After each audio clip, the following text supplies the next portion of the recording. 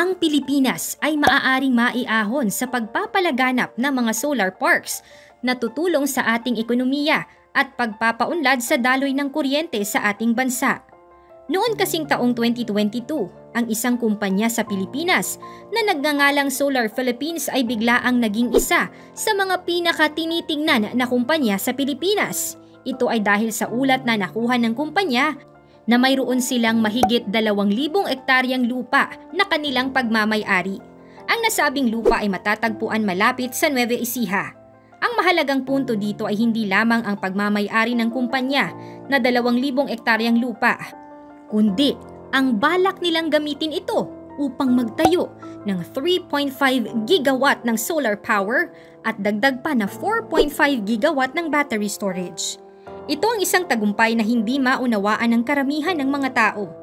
Ang proyektong ito, kapag natapos, ay magiging pinakamalaking solar park sa buong mundo. Ito ay isang kamanghamanghang tagumpay para sa isang bansa tulad ng Pilipinas na kahit pa rin nasa yugto ng pag-unlad ay nagpaplano na magtayo ng pinakamalaking solar park sa mundo. Ang proyektong ito ay hihigit sa kasalukuyang pinakamalaking solar park sa India na tinatawag na Bala Solar Park na may sukat na 5,700 hectares at kapasidad na 2.2 gigawatt. Ito ay isang malaking tagumpay para sa Pilipinas na liliko sa atensyon ng mundo sa kanilang ambisyon sa renewable energy. Ang pangunahing bagay na ito ay magbibigay ng pampinansyal na lakas sa ekonomiya ng Pilipinas sa industriya ng bagong enerhiya dahil sa ang pagpapalawak ng pandaigdigang pangangailangan sa non-renewable energy. Sa pamamagitan ng proyektong ito, magkakaroon na ang Pilipinas ng mas sapat na pinagmulang enerhiya mula sa renewable na pinagkukunan. Kapag natapos, makakatulong ito sa pagpapababa ng mga gastos sa kuryente na dulot ng pagtaas ng presyo ng mga enerhiya. Ito ay patuloy na itinutulak ng mga mambabatas at mga leader sa negosyo dahil sa ito ay nagdudulot ng labis at hindi kinakailangang gastos sa kuryente sa Pilipinas. Ang proyektong ito ay hindi pa sa kasalukuyang solar power capacity ng Pilipinas na humigit kumulang 1,491 megawatt batay sa datos ng Department of Energy. Ang mahalagang detalye tungkol sa proyekto at ang potensyal nitong tagumpay ay ang katanungan kung sino ang nasa likod ng proyektong ito. Ito ay isang mahalagang kadahilanan dahil maraming proyekto na ngayon ay nasa Pilipinas ngunit hindi nagtagumpay. Ang ilan ay hindi natapos. Ang iba ay nagkaroon ng mga problema at ang iba ay naging walang kabuluhan. Kaya't mahalagang suriin kung sino talaga ang nasa likod ng napakalaking proyektong ito. Ang buong proyektong ito ay pinamamahalaan ng isang kumpanya na nakaligtas sa Pilipinas Stock Exchange na kilala bilang Solar Philippines.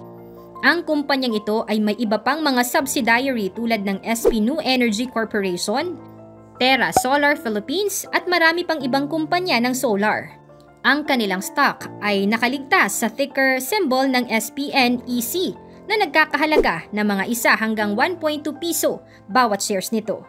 Sa pagtingin, ang pribadong negosyong ito na nagkakahalaga ng 12 bilyong piso ay isang maliit na halaga para sa isang kumpanyang nagnanais na baguhin ang buong industriya ng enerhiya sa Pilipinas. Bilang paghahambing, ang mga kumpanya tulad ng Ayala Corporation ay tinatayang nagkakahalaga ng higit 427 billion pesos. Gayunpaman, ipinapakita ng ulat ng mga taga-suporta ng Solar Philippines ang kanilang mga proyektong solar sa iba't ibang bahagi ng Pilipinas at kahit nasa ibang bansa. Halimbawa, ang proyektong SB Batangas ay may kapasidad na 1.8 gigawatt at inaasahang magkakaroon ng halos $1.5 billion na puhunan sa Indonesia. Meron din silang iba pang malalaking proyekto sa solar na kadalasang kasosyo ang mga kilalang kumpanya sa Pilipinas. Halimbawa, ang Project Batangas ay kasosyo ang South Korean firm na KEPCO at ang Project Tarlac ay kasosyo ang Ace Energy at Ayala Corporation. Sa pagbalik sa proyektong 3.5 gigawatt na inaasahang maging pinakamalaking solar park sa mundo, maliit man ito sa paningin, ito ay isa lamang bahagi ng malaking plano ng Solar Philippines. May matatag na layunin ng Solar Philippines na mag-develop ng higit 10 gigawatt na mga proyekto sa kuryente at 3 beses na higit na inaasahang pinakamalaking solar park sa hinaharap. Isang napakalaking tagumpay ito. Kaalam, tulad ng pinangako ko, para matanggap ang 20,000 free ebooks na makakatulong sa iyo, i-check ang link sa description at comment section ng videong ito para mag-join sa ating exclusive Facebook group. Ang tinatayang halaga ng proyektong Solar Philippines ay mga 7 bilyong dolyar na puhunan maliban sa lupa. Sa kabuuan, walang makapagsasabi ng mga pagsubok na kanilang kinakaharap. Subalit inaasahang magkakaroon ng posibleng kita na umaabot na 6.1 billion pesos o mahigit $1 billion kada taon. Ang inaasahang halaga ng kuryente ng kumpanya ay mga 4.36 piso bawat kilowatt hour. Ito ay hindi maikakaila na ang kabuuang gasto sa kuryente ay hindi eksaktong sinabi ng globalpetrolprices.com na nasa 9.7 peso per kilowatt hour. Ang proyektong ito ay tinatawag na Terra Solar Philippines, isang samahan sa pagitan ng Solar Philippines at Prime Infrastructure Capital, isang kumpanya na pagmamay-ari ni Enrique Razon, isang napakayamang Pilipino.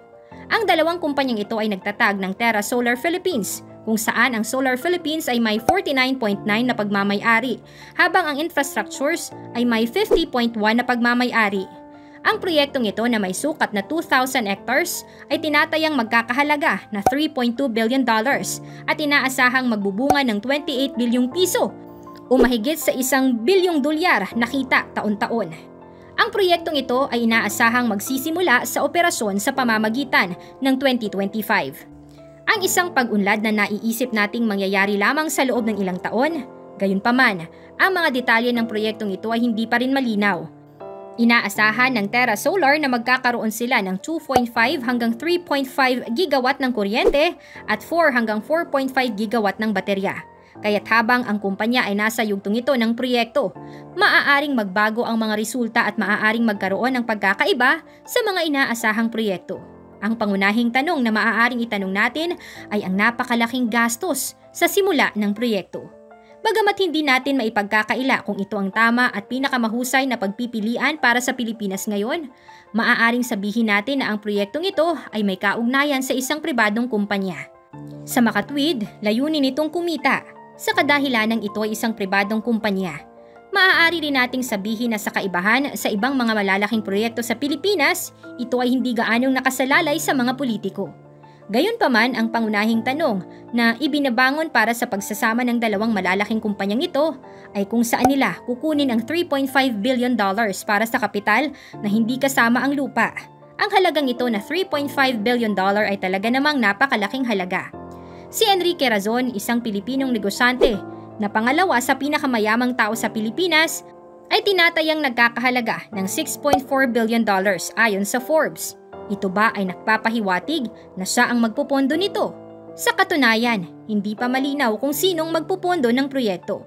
Gayunpaman, sinabi na ito ng halos isang 50-50 na pagsasama ng Solar Philippines at Prime Infrastructure na nagpapahiwatig na maaaring hatiin din ang gasto sa pagitan ng dalawa.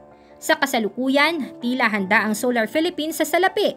Kamakailan lamang, naglista ang kumpanya ng kanilang mga stocks sa Philippine Stock Exchange noong late 2021 na nagtulong sa kanila na makalikom ng mga 1.3 billion piso. Sa kasunod na public stock offering noong late 2022, nakaliko muli sila ng karagdagang 2.8 billion pesos. Sa huling ulat ng kumpanya, meron silang mga 6.1 billion piso na kabuuang ari-arian, kabilang na ang 3.5 billion piso na kasalukuyang ari-arian. Sa wakas, posible rin na ang proyektong ito ay maaaring isang utang, ngunit hindi pa rin natin tiyak kung saan talaga manggagaling ang kabuuang halaga ng pondo o kung marahil ay magkakaroon pa ng ibang mapagkukunan ng pondo sa hinaharap. Kaalam, anong masasabi mo sa ating nakakamanghang topic ngayon? Ano ang masasabi mo sa mga solar projects na ito? Aantayin ko ang sagot mo sa comment section. Huwag mong kalimutang i-like ang ating video at mag-subscribe ka na rin sa ating channel. At siguraduhin panoorin ang next videos na siguradong magugustuhan mo. Ito ang inyong kaalam na nagsasabing, knowledge has a beginning but no end.